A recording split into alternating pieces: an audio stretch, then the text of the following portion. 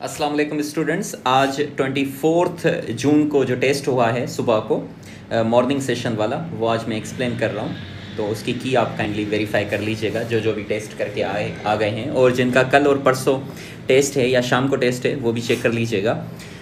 The value of log 9 to the base 27 is what. तो हम इसको क्या रखेंगे, वॉट मतलब y का इक्वल रख लेंगे। हमारे पास मैंने आपको एक फार्मूला बता दिया है कि log ax is equal to y के बराबर होता है, और इसका अगर हम एक्सपोनेंशियल फॉर्म बनाएं तो ये जो a है इस पर पावर आ जाएगा ये वाला y, और ये बराबर हो जाएगा इस x के। तो अब देखिए हम यहाँ पर वैल्यू रखते हैं, log a की जगह पर देखें क्या लिखा हुआ है 27, x की जगह पर लिखा हुआ है 9 इज़ इक्वल टू वाई। इसको हम कन्वर्ट कर देते हैं एक्सपोनेंशियल फॉर्म में। देखिए a की जगह पर देखें क्या लिखा हुआ है 27, तो हम क्या लिखेंगे 27। अब देखें इस पर जो पावर है y, वो y है, y लिखेंगे इज़ इक्वल टू x की जगह पर देखें, x की जगह पर लिखा हुआ है क्या, x की जगह पर लिखा हुआ है 9, तो हम यहाँ पर क्या लिखेंगे 9। अब देखिए बेस इसका है 27 और इसका बेस है 9, दोनों का बेस क्या बनाना है सेम। तो बेस हम क्या बनाएंगे 3 पर पावर 3 जो होगा वो किसके बराबर होगा 27 के, और इसके साथ मल्टीप्लाई क्या हो जाएगा ये वाला y इज़ इक्वल टू 9 जो है 9 को भी हम 3 लिख सकते हैं, और इस पर पावर क्या देंगे, इस पर पावर देंगे 2। तो अब ये जो 3 और 3 है ये कैंसिल हो जाएगा, 3y इज़ इक्वल टू 2 बचेगा, और y की वैल्यू 2/3 हो जाएगी। सो 2/3 is the right answer. Question number 42 देखिए, the value of cos square 60 degree plus sine square 30 degree. cos 60 1/2 के बराबर होता है, और इस पर क्या है स्क्वायर, तो इसलिए स्क्वायर दे दिया, प्लस साइन 30 भी 1/2 के बराबर होता है। ये मेरा लेक्चर आप देख लेते तो आपको बहुत आसानी हो जाती कि साइन 60 भी 1/2 के बराबर है, और cos 60 भी 1/2 के बराबर है, और साइन 30 भी 1/2 के बराबर है, और इस पर भी क्या है स्क्वायर, तो इधर भी क्या आ जाएगा स्क्वायर। तो 1/2 का स्क्वायर क्या होगा 1/4, इधर भी 1/4, एलसीएम क्या होगी 4, तो ऊपर क्या होगा 1 + 1 जो कि हो जाएगा 2/4, टेबल लग जाएगी तो ये हो जाएगा 1/2। तो ऑप्शन इसका क्या होगा डी। क्वेश्चन नंबर 43 देखें, 330 pigeons or a dash fractions of 990 pigeons। तो हम क्या करेंगे 330 डिवाइडेड बाय 990 हम लिखेंगे। तो आप आसानी से ये 0 और ये 0 काट देंगे। 33 की टेबल 1 टाइम, 33 की टेबल 3 टाइम्स, तो जवाब क्या आया 1/3। ऑप्शन इसका बी करेक्ट है। क्वेश्चन नंबर 44 देखें, the improper fraction in the following list. मैंने हमेशा आपको बताया कि जब न्यूमरेटर ग्रेटर देन डिनोमिनेटर हो तो फ्रैक्शन क्या होती है इम्प्रॉपर होती है। तो अब अगर इन चारों ऑप्शंस में देखें कि न्यूमरेटर डिनोमिनेटर से कहाँ बड़ा है, ए में बड़ा नहीं है, बी में अगर देखें तो 11 नहीं बड़ा, अगर हम डी में देखें वो भी बड़ा नहीं है, लेकिन अगर हम सी में देखें तो सी ऑप्शन आपका करेक्ट है, क्योंकि 11 is greater than 10। Question number 45 अगर देखें तो 2z/5 plus 21/3 is equal to 9। इसकी एलसीएम क्या होगी 15, 5 की टेबल 15 पे 3 टाइम्स, और 3 जाके इधर मल्टीप्लाई होगा, ये हो जाएगा 6z, प्लस 3 की टेबल 15 पे 5 टाइम्स, 5 जाके इधर मल्टीप्लाई होगा, ये होगा 105 इज़ इक्वल टू 9। ये 15 जाके इसके साथ मल्टीप्लाई होगा तो इधर तो बचेगा 6z plus 105 is equal to 9 15 135। ये जो 105 है प्लस का है, उस साइड जाएगा तो किसका होगा माइनस का, तो ये हो जाएगा 6z is equal to 135 minus 105। तो 6z बराबर हो जाएगा 135 माइनस 105, दिस वुड बी 30, और 6 की टेबल 30 पे 5 टाइम्स लगेगी, इसलिए z इज इक्वल टू 5। तो 5 आपका जवाब बिल्कुल सही है। क्वेश्चन नंबर 46 देखिए, ये फ्रैक्शन है तो 1300 डिवाइडेड बाय 2600, तो 2 0 तो कैंसिल हो गए, बाकी 13 की टेबल 1 टाइम, 13 की टेबल 2 टाइम, से जवाब आया 1/2, और 1/2 मतलब हाफ जो कि बराबर होता है 0.5 के। तो ऑप्शन इसका बी करेक्ट है। क्वेश्चन नंबर 47 देखें, 25% ऑफ 60 माइनस 15% ऑफ 80। परसेंटेज का मतलब होता है 25%, परसेंट मतलब डिवाइडेड बाय 100, ऑफ का मतलब होता है मल्टीप्लिकेशन, मल्टीप्लाई बाय 60, माइनस 15% का मतलब होता है divided by 100, multiply by, of का मतलब होता है मल्टीप्लाई और इधर क्या होगा 80। अब क्या करेंगे हम, ये 0 और ये 0 कैंसिल कर देंगे। 625 सा 150 डिवाइडेड बाय दिस 10 माइनस ये 0 और ये 0 कैंसिल हो जाएगा। 815 सा 120 डिवाइडेड बाय ये वाला 10। तो ये 0 और ये 0 कैंसिल, ये 0 कैंसिल, ऊपर बचा 15 और इधर राइट पे बचा 12। तो 15 माइनस 12 जवाब आया 3। ऑप्शन इसका डी करेक्ट है। 48 देखिए, the decimal number 33 can be expressed into binary number system. तो 33 को अगर हम एक्सप्रेस करेंगे बाइनरी में तो हम 2 की टेबल लगाते जाएंगे। 2 की टेबल क्यों? क्योंकि हमें किस में कन्वर्ट करना है, बाइनरी में कन्वर्ट करना है। तो कितनी दफ़ा जाएगी, 16 टाइम्स, रिमाइंडर कितना बचेगा 1। 2 की टेबल 8 टाइम्स, रिमाइंडर कितना बचेगा 0। 2 की टेबल 4 टाइम्स, रिमाइंडर कितना बचेगा 0। 2 की टेबल 2 टाइम्स, रिमाइंडर बचेगा 0। 2 की टेबल 1 टाइम, रिमाइंडर बचेगा 0। तो हम कहानी को यहाँ से पकड़ेंगे, इस 1 से लेकर इस 1 तक जाएंगे। तो देखें पहले क्या है 1, फिर 0, फिर 0 0 0 और फिर क्या है 1। तो 1 0 0 0 0 1। तो ऑप्शन इसका क्या है ए। क्वेश्चन नंबर 49 देखिए, ये आसान सा सवाल था। 169 कैंसिल, 123 कैंसिल, 27 की टेबल 1 टाइम, 27 की टेबल 4 टाइम्स। तो जवाब क्या आया 1/4।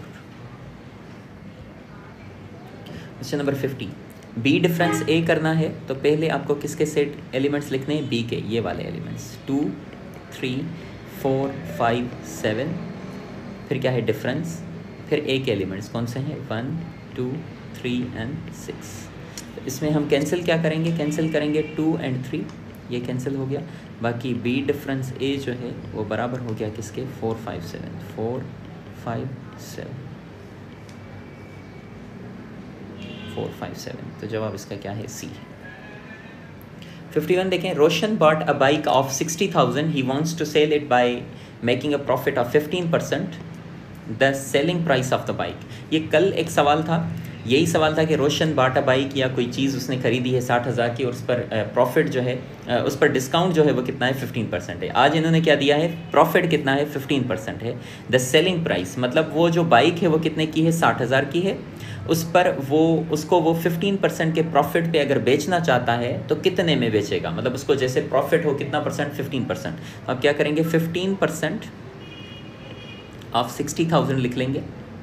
15% मतलब 15 डिवाइडेड बाय 100। ऑफ का मतलब होता है मल्टीप्लिकेशन और ऊपर क्या लिखेंगे 60,000। अब 2 ज़ीरोज़ जो हैं 1 2 कैंसिल, बाकी 6 15 ज़ा 90 और ये 2 ज़ीरो आ जाएंगे तो ये 2 ज़ीरो 9,000। तो प्रॉफिट वो कितना होगा उसको 9,000 का। तो अब देखो वो कितने की बेचेगा, उसने ली कितने की है 60,000 की और उसको 9,000 का प्रॉफिट हो तो वो कितने की बेचेगा, हम इसमें 60,000 ऐड कर देंगे। अब ये हो जाएगा 69,000। मतलब वो अगर 60,000 की बाइक 69,000 में 60,000 की बाइक अगर 69,000 में बेचेगा तो उसको कितना प्रॉफिट होगा 15% होगा। तो ऑप्शन क्या होगा 69,000। क्वेश्चन नंबर 52 देखें, a triangle that has base 12 centimetre and altitude 6 centimetre. मतलब उसका जो बेस है वो कितना है 12 सेंटीमीटर है और उसका जो एल्टीट्यूड है, एल्टीट्यूड ऐसे होता है, एल्टीट्यूड कितना है 6 सेंटीमीटर। तो उस ट्रायंगल की जो एरिया है उस ट्रायंगल की वो एरिया कितनी होगी। तो हम एरिया का फॉर्मूला क्या लिखते हैं, area of triangle is equal to 1/2 into base multiply by altitude. तो 1/2 मल्टीप्लाई बाय बेस कितना है, बेस है 12 सेंटीमीटर मल्टीप्लाई बाय एल्टीट्यूड कितना है, एल्टीट्यूड है 6 सेंटीमीटर। यहाँ पर टेबल लगेगी 2 की टेबल 6 टाइम्स, तो बचा कितना 6 6 36। तो 36 जो है सेंटीमीटर स्क्वायर जो है इसकी एरिया हो जाएगी, area of triangle. Option A. Question number 53 देखें, the average age of 4 girls. तो यहाँ पर ये जो 4 गर्ल्स है ना इनका ये सवाल गलत है, यहाँ पर होगा 3 गर्ल्स होगा। तो मेरे ख्याल से आपको यहाँ पर 100% जो है वो 1 मार्क मिलनी चाहिए, ठीक है।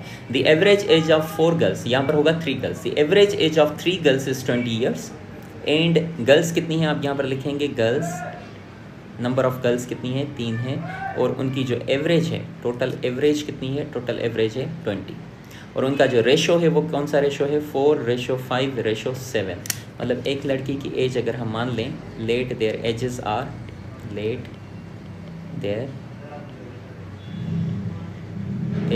आर कौन सी होंगी, 4x, 5x एंड 7x, उनकी एज ये होगी।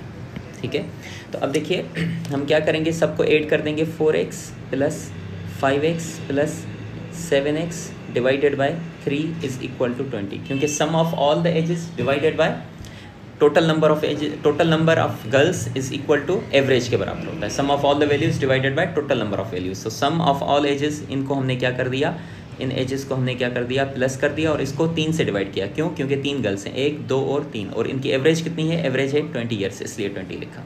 अब यहाँ पर ये जाएगा तो हो जाएगा 60, और इनको अगर ऐड करें 4 + 5 9, 9 + 7 16x is equal to 60 years. तो x की वैल्यू अगर हम यहाँ से फाइंड करें, x इज इक्वल टू 60/16 हो जाएगा। एक तरीका तो ये भी है, एक तरीका ये है कि आप इनकी एजेस को, या इसको आप थोड़ा सा हटा दें, इस तरीके को, इससे सवाल हमने लास्ट टाइम किए थे, लेकिन लेट द एजेस, आप इसको ऐसा कर दें कि 4:5:7 है, इनको आप ऐड करें तो 4 + 5 + 7 कितना हो जाएगा, 16 हो जाएगा।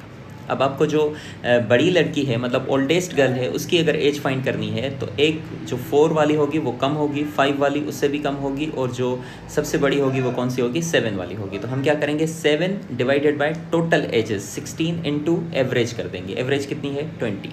तो अब ये जो एज होगी, 16 की टेबल 4 टाइम्स, 16 की टेबल कितनी दफ़ा, 5 टाइम्स। तो ये कितना हो जाएगा, 7 × 5 = 35 डिवाइडेड बाय कितना, 4। तो जवाब आ जाएगा, ये डिवाइड करेंगे तो 8.75, मतलब 8 ईयर्स एंड 0.75 है, मतलब 9 मंथ्स। तो ये जवाब होगा। तो जवाब भी इसमें आपके पास अवेलेबल नहीं है ना। 15 साल, 9 साल, 18 साल और 35 साल, ये 4 ऑप्शंस लिखे हुए हैं। जो नियरेस्ट होगा, मोस्ट प्रोबेबली जो इसका ऑप्शन होगा वो क्या होगा, बी होगा, 9 ईयर्स। लेकिन एग्जैक्टली 9 ईयर्स नहीं आ रहा, तो इसलिए इसका ऑप्शन तो 9 होगा। लेकिन ये सवाल में बहुत सारी गलतियां हैं। ये 4 जो है, 4 यहाँ पर नहीं होगा, यहाँ पर क्या होगा, 3 होगा। और उसके साथ साथ ये जो ऑप्शन है यहाँ पर 8 ईयर्स और क्या लिखेंगे, 8 ईयर्स एंड 9 मंथ्स लिख लेंगे, मतलब 9.25 साल। Question number 54, if 16 men take 20 days to complete a work, 16 men है, 20 days to complete a work, the number of men will complete the work in 40 days। ठीक है, तो यहाँ पर हम क्या लिखेंगे, मैन, मैंने आपको ये बता दिया है पहले ही, मैन का लिखेंगे, और इधर क्या लिखेंगे, नंबर ऑफ डेज।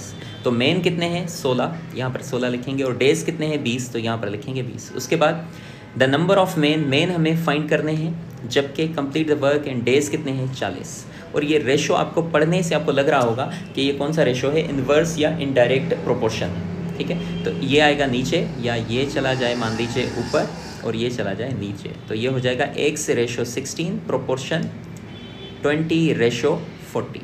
तो इनकी आपस में क्या करेंगे, आप एक्सट्रीम्स को आपस में मल्टीप्लाई करेंगे तो x × 40 होगा, और मीन्स को आपस में मल्टीप्लाई करेंगे तो 16 × 20 होगा।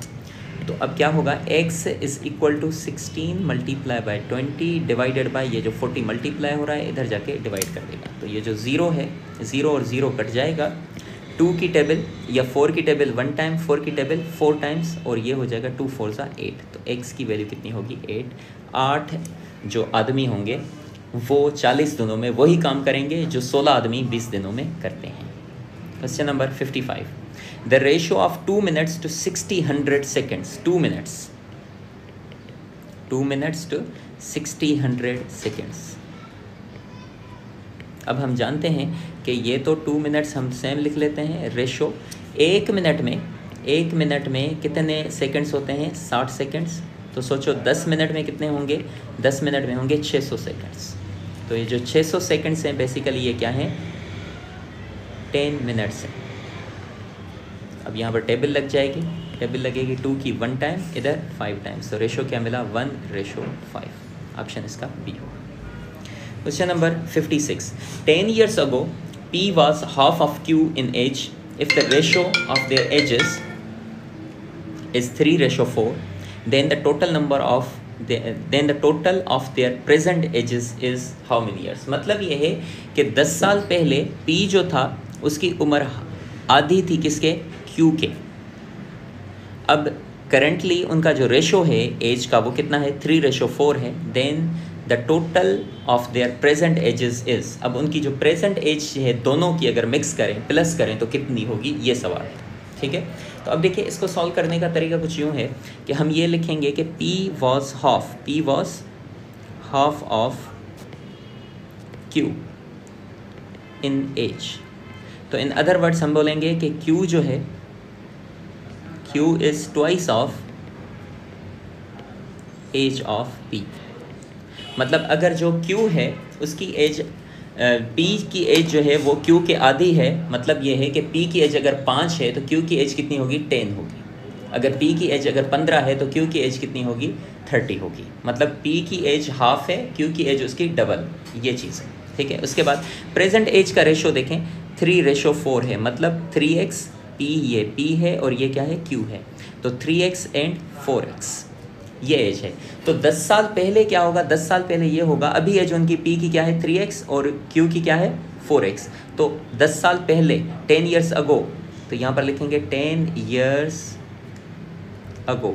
10 ईयर्स अगो मतलब हम क्या करेंगे, 3x जो है 3x इसमें से या 4x जो है इसमें से हम क्या कर देंगे, माइनस कर देंगे 10। क्यों, क्योंकि 10 साल पहले की एज इनकी जो होगी 10 साल कम होगी, तो 10 साल हम क्या कर देंगे, माइनस कर देंगे। ठीक है, उसके बाद अब ये वाली कहानी पकड़ें, Q is twice the age of P या P was half the age of Q। तो ये दो चीज़ें हैं। तो Q की एज क्या है, Q की age is equal to twice of P, मतलब Q is equal to 2P। लेकिन कब, 10 साल पहले, और 10 साल पहले P की एज ये थी और Q की एज ये थी। तो Q की एज यहाँ पर आप लिख लें, Q की एज 10 साल पहले क्या थी, 4x minus 10 is equal to 2 into P की एज 10 साल पहले क्या थी, ये थी 3x माइनस 10। तो बस इक्वेशन आपको बन गई, 4x minus 10 is equal to, इसको इससे मल्टीप्लाई करेंगे 6x, ये होगा तो -20। तो 4x जो है अगर इस साइड जाएगा तो किसका होगा, माइनस का 6x माइनस 4x, और ये माइनस का 20 इस साइड जाएगा तो किसका होगा, प्लस का -10 प्लस 20। तो -10 प्लस 20 क्या होगा, प्लस का 10 is equal to 6x minus 4x क्या होगा, 2x। तो x की वैल्यू यहाँ से आपको मिल जाएगी 5 इज इक्वल टू x। तो अब देखिए एज कौन सी होगी, अभी करंट एज उनकी क्या है 3x और 4x। तो x की जगह पर आप क्या रखेंगे 5, 3x एंड 4x है करंट एज, तो x की जगह पर आप क्या रखेंगे 5। तो ये 3 इंटू 5 कितना हो जाएगा 15, ये एज है किसकी, P की, और 4 इंटू 5 ये हो जाएगा 20। तो ये किसकी एज है, Q की। P और Q की जो एज है 15 प्लस 20 टोटल कितनी हो जाएगी 35। तो जवाब होगा इसका ए ऑप्शन। आई होप कि आपको ये जवाब समझ में आ गया है। इनकेस अगर आपको नहीं भी आता तो इसको दोबारा हम कर लेंगे। अगर आप यूट्यूब पर कमेंट बॉक्स में कुछ लिखते हैं कि सर ये हमें समझ में नहीं आया, तो किसी और तरीके से भी इसको हम कर देंगे। Number 57, the cost of 5 shirts is 4800, then the cost of 2 shirts. मतलब यह है कि 5 शर्ट्स की जो कीमत है वो कितनी है, RS ₹4800। तो एक शर्ट कितने की होगी सोचो, एक shirt is equal to 4800 divided by 5। तो इसको 5 से जब हम डिवाइड करेंगे तो 5 की टेबल 9 टाइम लगेगी, 3 बचेंगे, 3 इधर जाएंगे तो 30 हो जाएगा, 5 की टेबल 6 टाइम्स लगेगी और ये 0 हो जाएगा। मतलब 1 शर्ट इज़ इक्वल टू ₹960 रुपये की एक शर्ट होगी। तो 5 शर्ट्स कितने की होंगी, 4800 की होंगी। लेकिन हमें किसकी चाहिए, 2 शर्ट की प्राइस चाहिए, तो इसका डबल कर दें, 2 shirts will be equal to 2 into 960। तो ये हो जाएगा 1920 920 rupees. 2 shirts is equal to 920 rupees. Option का क्या होगा, सी। क्वेश्चन नंबर 58 देखें, द ग्रेटेस्ट कॉमन डिवाइज़र, जिसको मैं HCF भी कहता हूँ, है ना। HCF कितना है, HCF है आपका कितना 11, कितना है 11। While the least common multiple LCM जो है वो कितनी है 66। और एक जो नंबर है, one of the numbers is 33। First number कितना है 33 है। अदर नंबर, दूसरा नंबर हमें फाइंड करना है, जिसको हम सेकंड नंबर भी लिख सकते हैं, आपकी मर्ज़ी है, इसको आप कुछ भी लिख सकते हैं, XY कुछ भी लिख सकते हैं। तो इसका जो फार्मूला है, फार्मूला क्या है, फार्मूला ये है, product of first number and second number is equal to HCF into LCM, ये फार्मूला है। तो हमारे पास जो वैल्यू है, फर्स्ट नंबर कितना है 33 है, multiply by second number is equal to HCF कितना है 11 इंटू LCM कितनी है 66। तो 33 की टेबल 1 टाइम, 33 की टेबल कितनी 2 टाइम्स, तो इधर क्या बचा सेकेंड नंबर किसके बराबर होगा 11 2 ज़ा 22। तो जवाब क्या होगा 22, ऑप्शन इसका डी करेक्ट है।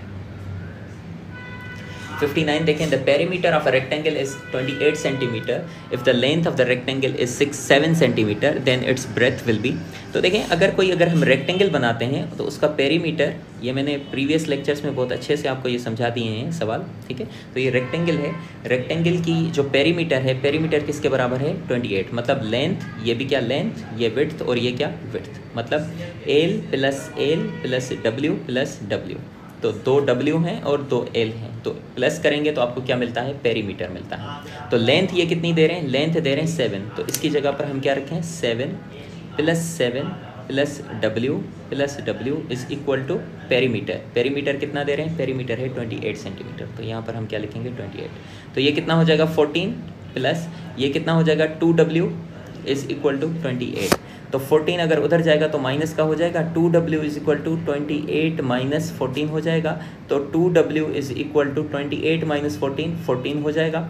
2 की टेबल 7 टाइम्स, तो विड्थ या ब्रेथ जो है वो कितनी हो जाएगी 7 सेंटीमीटर, कितनी हो जाएगी 7 सेंटीमीटर। तो अब सोचिए आप कि इसका जवाब 7 है नहीं, इस पर भी आपको एक ग्रेस मार्क मिल जाएगी, नंबर 1, ठीक है।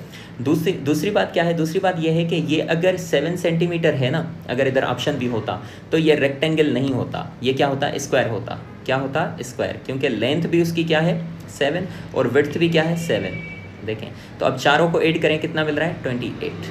तो ये अब क्या है रेक्टेंगल नहीं है, ये क्या है स्क्वायर है, क्योंकि इसकी चारों साइड्स बराबर हैं। रेक्टेंगल में चारों साइड्स बराबर नहीं होती, अपोजिट साइड्स आपस में क्या होती हैं बराबर, ये 2 साइड्स आपस में बराबर और ये 2 साइड्स आपस में बराबर। तो 2 ग्रेस मार्क्स आपको इस पेपर में मिल जाएंगी। 2 गलतियां हैं IBA वालों की। नंबर 60 देखें, the ratio of 2 supplementary angles is 11:7, 11:7, ठीक है। सप्लीमेंट्री एंगल्स मतलब जिनका सम क्या हो 180 डिग्री, सप्लीमेंट्री आ जाए मतलब 2 एंगल्स का सम क्या होगा 180 डिग्री, और कॉम्प्लीमेंट्री एंगल्स आ जाए तो 2 एंगल्स का सम कितना होगा 90 डिग्री। खैर, तो अब यहाँ पर क्या होगा, हम यहाँ पर क्या करेंगे 11x कर देंगे एंड 7x। एक एंगल है 11x, दूसरी एंगल है क्या 7x। अब दोनों का सम कितना होगा 11x प्लस 7x कितना होगा 180। क्यों, क्योंकि सप्लीमेंट्री एंगल्स कहता ही यही है। सप्लीमेंट्री एंगल्स क्या कहता है कि 2 एंगल्स का सम कितना होगा 180 डिग्री। अब इनको ऐड करें कितना हो जाएगा 18x इज़ इक्वल टू 180। अब 18 की जो टेबल है ना, इधर 1 टाइम इधर 10 टाइम्स, तो x की वैल्यू क्या मिलेगी 10। अब x की वैल्यू अगर 10 मिल चुकी है तो आप इधर रखें, ये एंगल्स है ना, ये 2 एंगल्स हैं, इसमें रखेंगे तो 11 मल्टीप्लाई बाय 10 तो कितना हो जाएगा 110 डिग्री, नंबर 1। 7 में करें तो 7 मल्टीप्लाई बाय 10 तो कितना हो जाएगा 70 डिग्री, तो ये 2 एंगल्स हो जाएंगे, ठीक है। अब इसका क्या मांग रहे हैं, अब देखें 2 एंगल्स है ना, 110 डिग्री और 70 डिग्री, 110 और 70 टोटल कितना है 180 डिग्री, मतलब ये क्या है सप्लीमेंट्री एंगल्स हैं। अब इन दोनों का हमें क्या चाहिए डिफरेंस चाहिए। Difference between these 2 angles is, difference मतलब माइनस करना है, तो 110 माइनस 70 डिग्री, जवाब कितना होगा 40 डिग्री 60 डिग्री, कितना होगा सॉरी 110 माइनस 70 40 डिग्री जवाब होगा। 110 में से 70 गए, 40 बचे, ऑप्शन क्या होगा सी होगा। तो आई होप कि आपको ये बातें समझ में आ गई होंगी। आज का ये पेपर था, शाम का अभी मेरे पास आने वाला है, जैसे ही आएगा तो मैं वो भी एक्सप्लेन कर दूंगा। आप मेरे यूट्यूब चैनल को आप सब्सक्राइब कर लीजिएगा। मुझे इजाज़त दीजिएगा, अल्लाह हाफिज़।